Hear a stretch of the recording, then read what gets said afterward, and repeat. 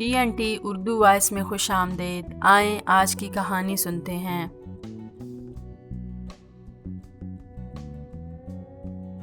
یہ گجرات کی عشق خیز سرزمین ہے۔ وارق نے جیسے سرگوشی کی اور ملک نجار کا نوجوان سوداگر عزت بیگ اپنا گھوڑا روک کر کھڑا ہو گیا۔ اس نے چاروں طرف نظریں دوڑائیں۔ عجب مکان اور پرکیف سما تھا۔ ایک طرف دریائے چناب کی لہریں اٹکیلیاں کر رہی تھیں اور دوسری طرف سوندھی سوندھی مٹی میں کھیتیاں لہلہا رہی تھیں۔ عزت بیگ نے گھوڑا گھما کر دوست سے پوچھا، دوست یہ کون سی جگہ ہے؟ یہاں کا نظارہ آنکھوں کو نور اور دل کو سرور بخش رہا ہے۔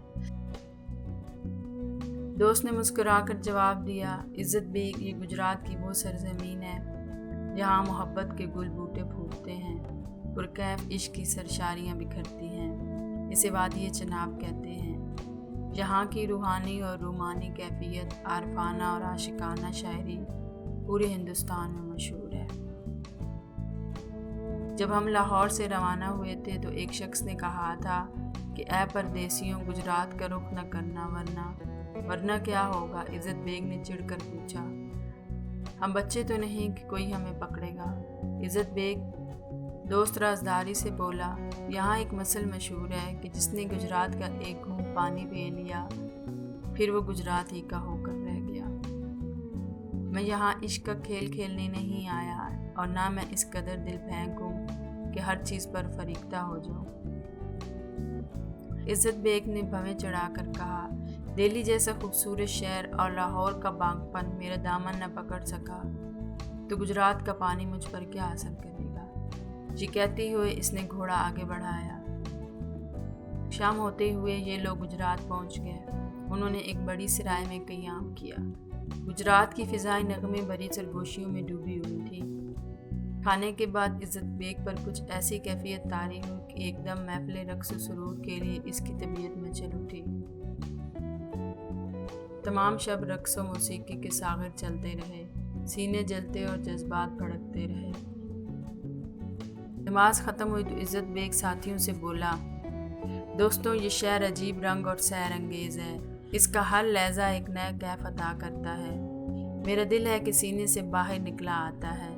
ایسے مقام سے جس قدر جلدی ممکن ہو کسی اور طرف نکل چلو، ورنہ یہ عشرت کوشیاں اور رنگینیاں ہمیں فقیر بنا دیں گی اور ہم خاک بخارا پر تڑپتے رہ جائیں گے۔ انہوں نے عزت بیگ کی تائید کی اور طے پایا کہ آج دن بھر آرام کیا جائے، کچھ دیر گجرات میں خرید و فروخت کی جائے، پھر دوپہر ڈھلتے ہی یہاں سے جہلم کی طرف کوچ کیا جائے۔ عزت بیگ نے ملازم کو حکم دیا تھا کہ وہ کمہار کی دکان پر جائے اور بہترین ظروف کا انتخاب کرے تاکہ جس وقت یہ لوگ بازار کی سیر کو نکلیں تو خرید و فروخت میں زیادہ وقت صرف نہ ہو۔ عزت بیگ ملازم کو حکم دے کر لیٹ گیا۔ ادھر قسمت کا مارا ملازم لوگوں سے پوچھتا تلے کمہار کی دکان پر پہنچا۔ باہر لوگوں کی بھیڑ لگی تھی۔ برتن خریدنے کے لیے لوگ ٹوٹ پڑتے تھے۔ نوکر نے برتنوں پر نظر ڈالی تو اس کو بھیڑ کا سبب معلوم ہو گیا۔ برتنوں کی صفائی، خوشنمائی اور رنگوں کی آمیزش اپنا جواب نہ رکھتی تھی۔ نوکر نے چند ظروف نظروں میں منتخب کیے، پھر ایک نہایت خوبصورت اور نازک پیالہ خریدنے کے لیے اٹھایا۔ اس نے گاہکوں میں الجھے ہوئے تلے کمہار کو کئی بار آواز دے کر اپنی طرف مخاطب کرنا چاہا مگر ناکام رہا۔ وہ بہت جھلایا اور بے بسی کے عالم میں ادھر ادھر دیکھا۔ پھر اس کی نظر ایک ایسی چیز پر جا کر ٹھہر گئی جو قدرت کا ایک لازوال کرشمہ تھی، اور یہ تلے کمہار کی جوان سال بیٹی تھی جسے سونی کے نام سے پکارا جاتا تھا۔ یہ چڑھتی جوانی صرف نام ہی کی سونی نہ تھی بلکہ اس کا انگ انگ سونا تھا۔ کاجل میں ڈوبی ہوئی سیاہ آنکھیں، مور جیسی چاہ، سرخ دختے رخسار اور اس پر لشکارے مارتا سیاہ دل کیسا سونا لگتا تھا، یہاں تک کہ اس کی زلفیں اور لال ہونٹ بھی نازک اور سونے تھے۔ مختصر یہ کہ سونی سر سے پیر تک سونی تھی۔ یہی نہیں بلکہ اسے دیکھنے والی نظریں بھی سونی ہو جاتی تھی۔ عزت بیگ کا نوکر پیالہ ہاتھ میں لیے دیر تک اسے دیکھتا رہا، پھر کسی خریدار کے دھکے سے چونکا، پھر اس نے گھبرا کر چاروں طرف دیکھا۔ سونی دوسری طرف گاہکوں کو سامان دکھا رہی تھی۔ نوکر کے دل سے ایک ٹھنڈی آہ نکلی۔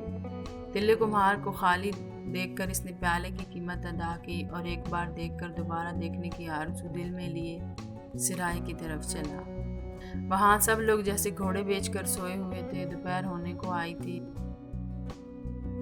नौकर ने प्याला एक तरफ रख के हौले हौले इज़्ज़त बेग को जगाना शुरू किया। इज़्ज़त बेग आंखें मलता हुआ उठा। आंखें खोलिए, होश में आइए, नौकर ने इससे कहा। दोपहर सर पर खड़ी है। रात गई बात गई, अब तो एक नया किस्सा छिड़ा है जिसे सुनना और देखना आपके लिए ज़रूरी है। इसे देखिए तो फिर किसी और तरफ देखने को जी न चाहेगा। इसे सुनिए तो बस सुनते ही रहिए। क्या चीज़ बनाई है कुदरत ने।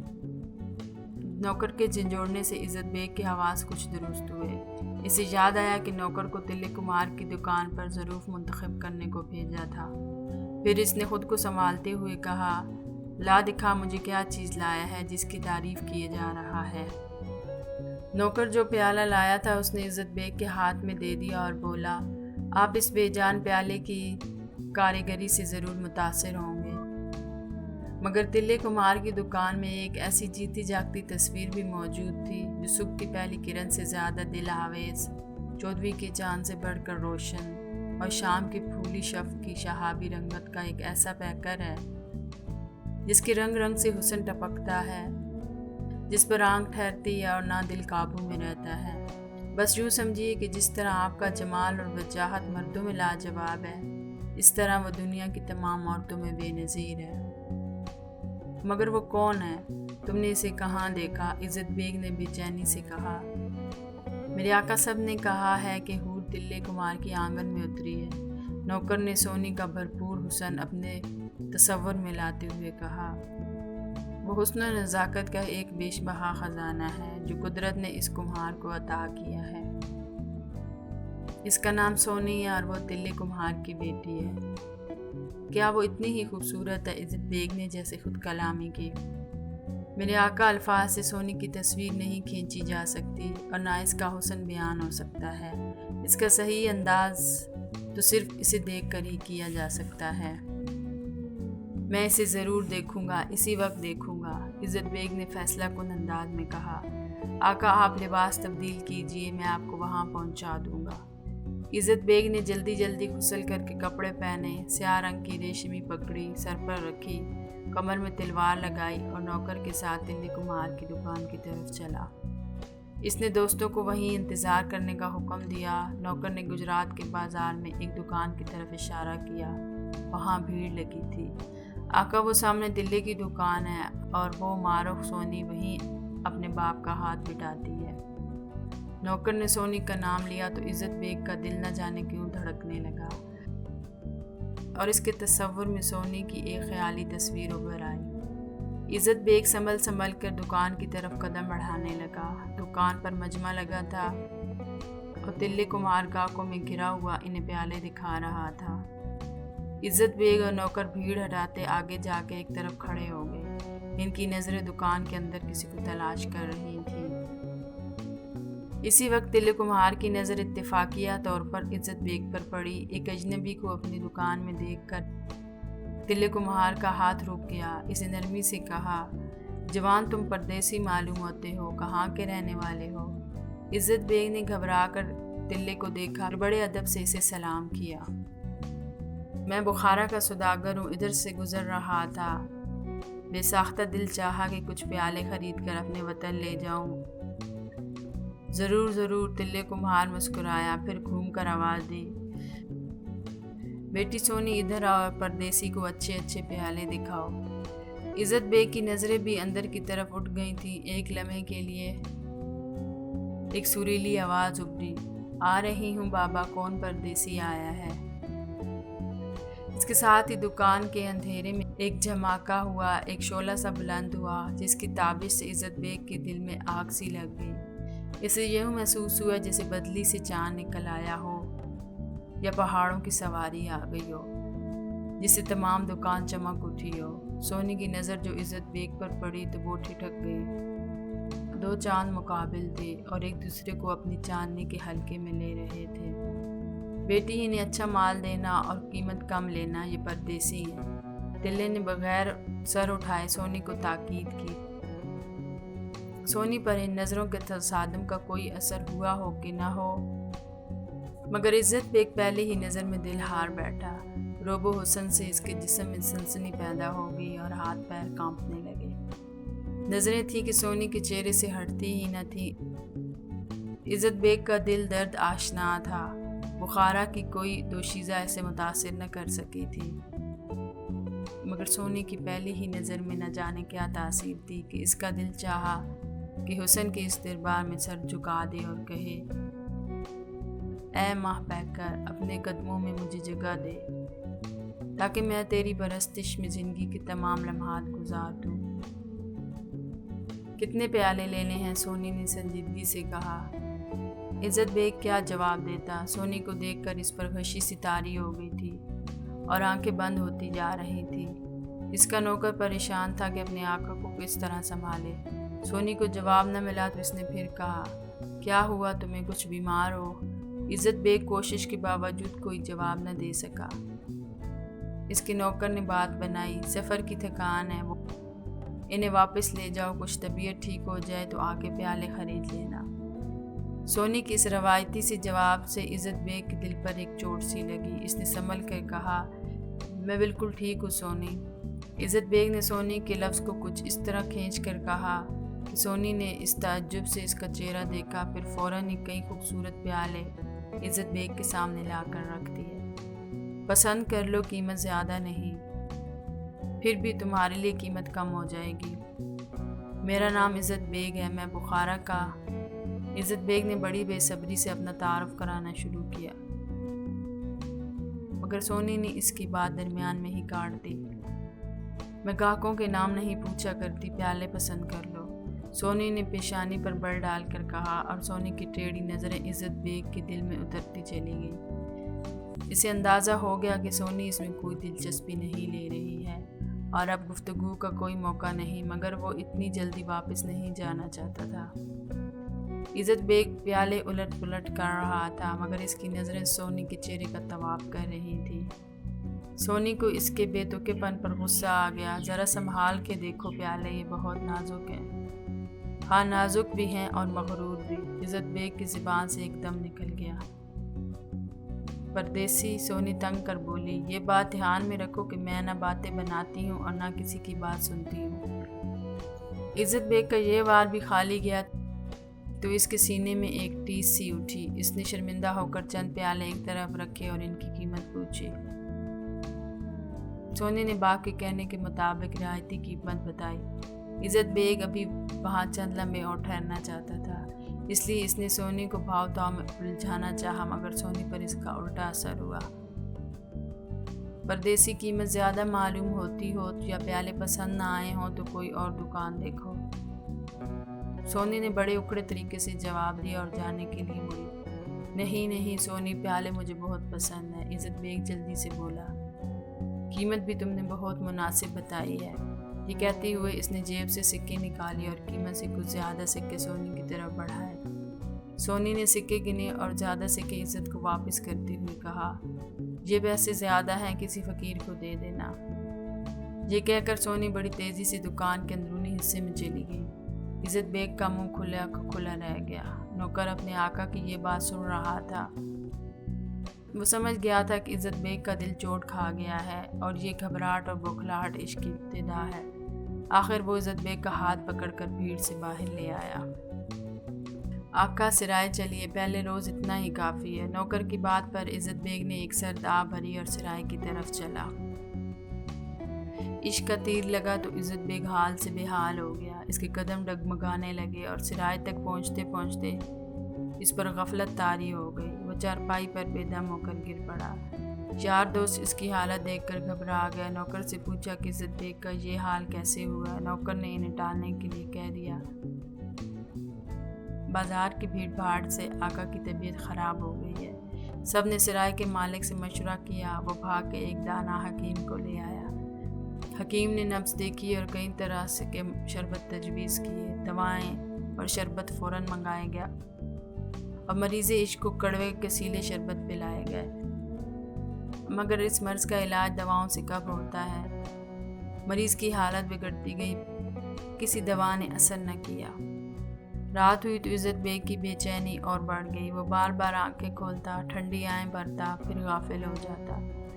دوست عاجز ہو کر اپنے اپنے بستروں میں گھس گئے، صرف وفادار ملازم اس کے سرانے بیٹھا رہا۔ بہت رات گئی، عزت بیگ نے آنکھیں کھولی، ملازم نے جھک کر سرگوشی کی۔ آقا دل کو سنبھالیے ورنہ بات کھل جائے گی اور آپ کے دوست آپ کا مذاق اڑائیں گے۔ کیسے صبر کروں، سونو کی تصویر آنکھوں میں گھوم رہی ہے۔ عزت بیگ نے ٹھنڈی سانس لی۔ میری زندگی چاہتے ہو تو فوراً سونی کے پاس چلو ورنہ میرا دم گھٹ جائے گا۔ آقا ہوش کی باتیں کیجیے، آدھی رات ہو رہی ہے، اس وقت اس سے کیسے ملاقات ہو سکتی ہے؟ نوکر نے اسے سمجھایا۔ صبح ہونے دیجیے، پھر کوئی تدبیر کی جائے گی۔ مگر صبح تک تو میری زندگی کی شام ہو جائے گی، عزت بیگ نے افسردگی سے کہا۔ میری آنکھیں سونی کو دیکھنے کے لیے بےتاب ہیں، مجھے اس کی صرف ایک جھلک دکھا دو۔ خدا کے لیے صبر کیجیے میرے آقا، ملازم گھبرا گیا۔ عزت بیگ سب کچھ سمجھ رہا تھا مگر دل تھا کہ پہلو سے نکلا جاتا تھا۔ عشق اور دیوانگی کی پہلی رات تھی۔ ہجر و فراق کی لذت سے عزت بیگ واقف نہ تھا۔ دل میں ٹیس اٹھتی تو وہ تڑپ جاتا۔ فجر کی اذان ہوئی تو عزت بیگ اٹھ کر بیٹھ گیا۔ اس کے وفادار ملازم نے بھی آنکھوں ہی میں رات گزاری تھی اور آقا کی بے چینی کے پیش نظر اپنی جگہ ہل کے بھی کہیں نہیں گیا تھا۔ چلنے کی تیاری کرو، عزت بیگ نے جیسے التجا کی، اب صبر نہیں ہوتا۔ میرے مالک، میرے آقا، ذرا دن تو چڑھنے دو، ابھی تو بازار بھی نہیں کھلا ہوگا۔ ملازم نے عاجزی سے کہا۔ جس وقت عزت بیگ ملازم کے ساتھ تلے کمہار کی دکان پر پہنچا تو وہ دکان کے تھڑے پر نماز پڑھنے میں مصروف تھا۔ یہ دونوں اس کے قریب جا کر کھڑے ہو گئے۔ تلے نے مسکرا کر پوچھا، پردیسیوں خیریت تو ہے؟ یہ صبح ہی صبح کیسے آنا ہوا؟ ملازم نے فوراً جواب دیا، تلے بھائی، میرے آقا کو تمہارے پیالے ایسے پسند آئے کہ پوری رات اپنے دوستوں کو تمہاری فنکاری کی تعریف کرتے رہے اور صبح ہوتے ہی ایسے بے چین ہوئے کہ مجھے لے کر ادھر آ گئے کہ کچھ اور پیالے پسند کر کے خرید لیں۔ تلے کمار اپنی تعریف سے بہت خوش ہوا۔ اس نے چارپائی اندر سے لا کر دکان کے سامنے ڈال دی۔ انہیں بیٹھے ابھی چند ہی لمحے گزرے تھے کہ عزت بیگ کی قسمت نے یاوری کی کہ سونی سوتی ہوئی آنکھوں سے اپنی زلفیں سنوارتی گھر سے نکلی۔ اس کی نظر عزت بیگ پر پڑی تو وہ چونک اٹھی۔ عزت بیگ اس کی طرف دیکھ رہا تھا۔ دونوں کی نظریں ایک لمحے کے لیے ٹکرائیں۔ سونی فوراً ہی دوسری طرف بڑھ گئی اور عزت بیگ کے دل سے ایک آہ نکل گئی۔ عزت بیگ جب سرائے سے چلا تھا تو اس کا چہرہ فک اور رنگ دھواں ہو رہا تھا، مگر سونی پر نظر پڑتے ہی اس کے دل کا گلاب کھل اٹھا تھا اور چہرے پر رونق آ گئی تھی۔ ملازم اسے دیکھ کر مسکرانے لگا۔ عزت بیگ دستکاری کے نمونے دیکھنے لگا تھا مگر جب اسے وہاں قدرت کا ایک شاہکار سونی کی صورت میں نظر آیا تو اس پر ایسا فریفتہ ہوا کہ کھانا پینا تک بھول گیا اور اس کا ایک پیر سرائے میں تو دوسرا تلے کمار کی دکان پر ہوتا۔ صبح شام دیارے یار کے چکر لگانا اس کے فرائض میں شامل ہو گیا تھا۔ عزت بیگ کا عشق اب تک یک طرفہ تھا۔ سونی اس کے دل کی حالت سے واقف نہ تھی۔ عزت بیگ نے سونی کے تیور دیکھ لیے تھے، اس لیے وہ سونی سے کوئی الٹی سیدھی بات نہ کرتا اور صرف آنکھوں کی تشنگی بجھا کر واپس آ جاتا۔